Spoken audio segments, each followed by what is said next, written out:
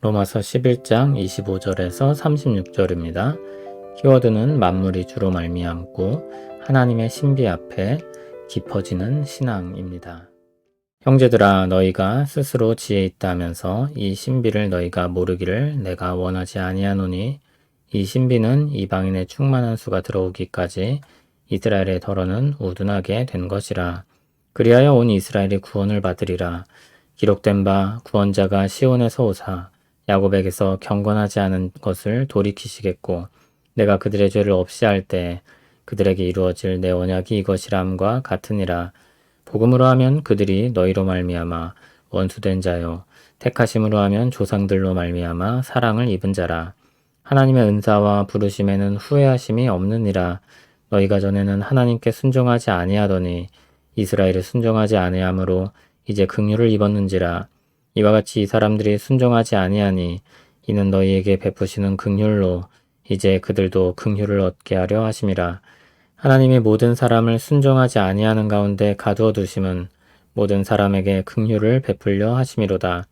깊도다 하나님의 지혜와 지식의 풍성함이여 그의 판단은 헤아리지 못할 것이며 그의 길은 찾지 못할 것이로다. 누가 주의 마음을 알았느냐? 누가 그의 모사가 되었느냐? 누가 주께 먼저 드려서 갚으심을 받겠느냐? 이는 만물이 주에게서 나오고 주로 말미암고 주에게로 돌아감이라. 그에게 영광이 세세에 있을지어다. 아멘. 유대인들의 잘못과 어리석음에 대해 많은 이야기를 했습니다. 그러나 하나님은 여전히 그들을 마음에 두고 계십니다. 그들이 믿음으로 돌이킨다면 얼마든지 다시 접붙이실 것입니다.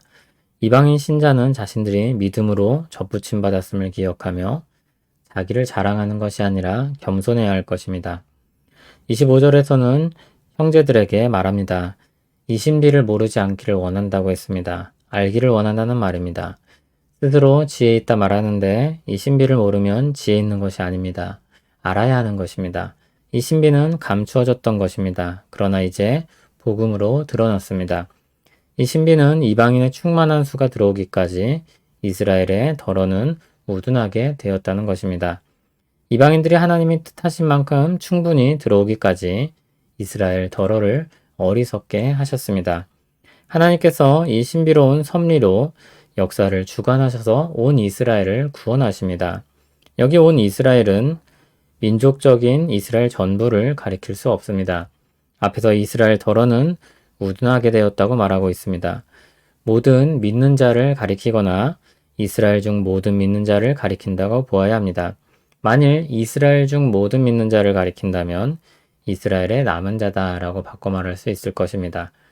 26절 아래서는 하나님의 신비로운 구원 역사를 이루시는 그 은혜로운 역사에 대해 이야기를 더 이어갑니다. 구원자가 시온에 오셔서 야곱에게서 경건하지 않은 것을 돌이키게 할 것입니다.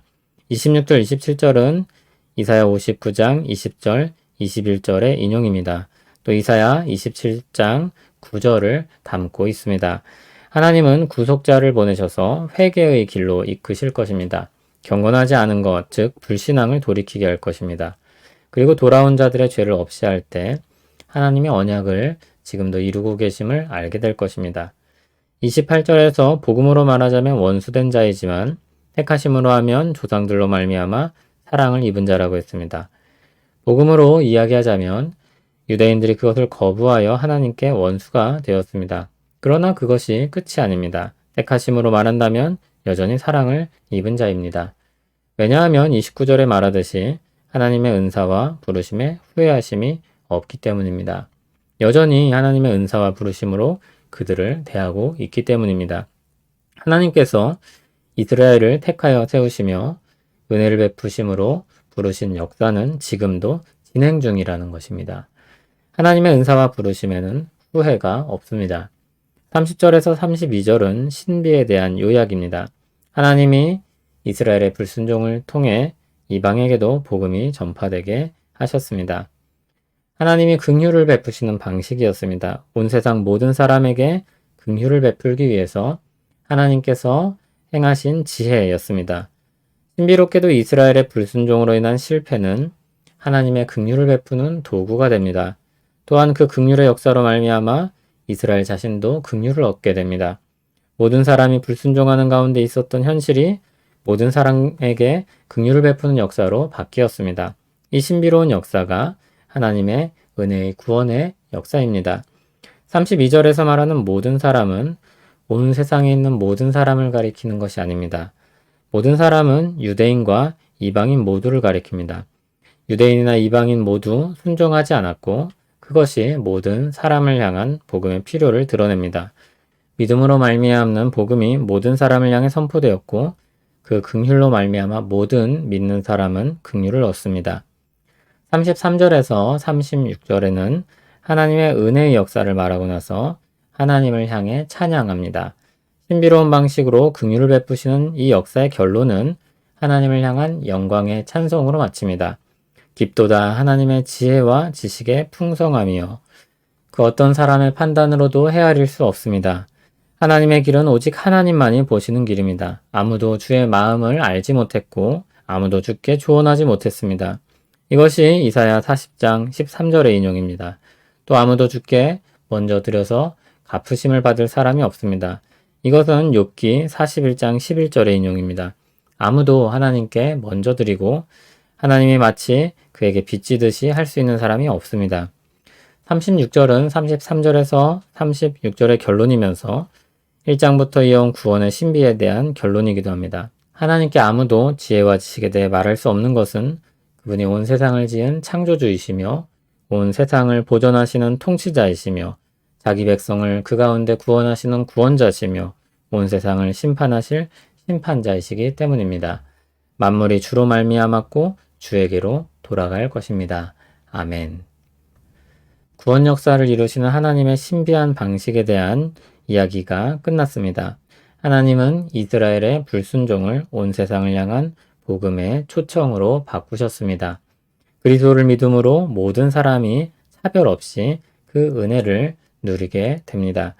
유대인이나 이방인이나 차별 없이 부으시는 은혜입니다. 이처럼 그리스도를 믿음으로 말미암는 은혜이기 때문에 복음은 모든 믿는 자에게 주시는 하나님의 능력이며 또한 복음에 하나님의 의가 나타났다고 선언할 수 있습니다. 유대인들은 택한 민족이라는 오만에 빠져 있었습니다. 믿는 이방인들은 자신들이 은혜 받을 만하다는 착각에 쉽게 빠졌습니다. 본질상 둘 모두 똑같은 오류입니다. 자신에게 은혜의 근거를 두고 자기를 자랑하고 다른 사람들과 구분하는 것입니다. 그러나 하나님의 신비로운 섭리로 이루는 구원 역사는 긍휼을 베푸시는 하나님만 주목해서 보게 합니다. 그분께 모든 영광의 찬송을 돌려드리게 합니다. 우리는 욥과 같이 고백해야 합니다. 주께서는 못하실 일이 없사오며 무슨 계획이든지 못 이루실 것이 없는 줄 아오니 무지한 말로 이치를 가리는 자가 누구니이까. 나는 깨닫지도 못한 일을 말하였고 스스로 알 수도 없고 헤아리기도 어려운 일을 말하였나이다. 내가 주께 대하여 귀로 듣기만 하였사오나 이제는 눈으로 주를 배웁나이다. 그러므로 내가 스스로 거두어 드리고 티끌과 제 가운데에서 회개하나이다. 우리는 겸손히 하나님께서 베푸신 긍휼의 은혜를 바라보며 하나님께만 영광 돌려야 할 것입니다. 이 믿음을 가진 자마다 로마서 12장이 말하듯이 우리 인생 전부를 하나님이 기뻐하시는 거룩한 산제사로 드릴 것입니다. 우리는 욥의 고백을 깊이 생각해야 합니다. 욥은 초신자가 아니었습니다. 자신은 물론 자녀들 중 누군가 죄를 지었을까 싶어 그마저도 회개했던 훌륭한 신자였습니다. 그러나 그가 큰 시련을 겪으면서 자신의 신앙이 얼마나 가벼운 것인지 깨닫습니다. 그리고 연단받아 더 깊은 신앙으로 들어갑니다. 그동안 자신이 알던 하나님은 일부에 불과했습니다. 그는 하나님의 지혜와 지식의 깊이를 깨닫고 하나님을 향한 새 노래를 부르게 됩니다. 하나님이 무한하시기 때문에 이 믿음의 고백은 무한히 깊어집니다. 우리 신앙은 매번 똑같은 레퍼토리를 반복하는 앵무새 같은 신앙이 아니라 오늘보다 내일이 더 새로워서 그 하나님의 위대하심을 찬양하는 신앙이 될 것입니다. 주님을 향한 이 신앙은 날로 날로 새로워질 것입니다. 주 안에서 빚어진 성숙해지는 신앙은 모든 환난으로부터 우리를 견디게 할 것입니다. 언제나 감사와 기쁨을 발견하게 할 것입니다. 소망 가운데 항상 찬송하고 기뻐할 것입니다. 세계적인 성악가 조수미 씨의 인터뷰를 봤습니다. 전 세계가 인정하는 성악가인 그분이 아직도 소리에 대해 감이 오지 않고 더 찾아야 한다고 했습니다. 그리고 소리를 찾아가는 그 상황이 재밌다고 했습니다. 우리는 이미 정점에 이른 사람이라고 생각하는데 그분은 아직인 것입니다. 깊은 곳으로 들어갔더니 더 깊은 곳이 있더라는 것입니다. 하물며 하나님이시겠습니까? 하나님은 이스라엘의 하나님만이 아니며 믿는 이방인만의 하나님도 아닙니다. 모든 믿는 자의 하나님이시며 모든 만물의 하나님이십니다. 하나님을 향한 우리 신앙은 계속해서 깊어질 것입니다. 주 안에서 우리 속사람은 날로 새로워질 것입니다. 주 안에서의 모든 날이 가치가 있습니다. 우리의 고난도, 실패도, 실수도 쓸모 있습니다.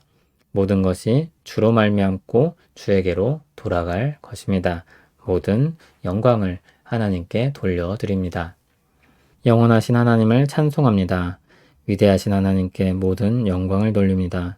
창조된 만물의 존재와 보존되는 모든 시간들이 하나님의 통치의 산물이며 증거입니다. 자기 백성을 자기 뜻대로 얼마든지 부르시는 은혜가 온 세상을 다 뒤덮으며 그 깊이를 헤아릴 수 없습니다. 하나님의 위대하심을 찬양하게 하시옵고 날로 새로워지며 주를 바라보고 살게 하옵소서. 예수님 이름으로 기도합니다. 아멘.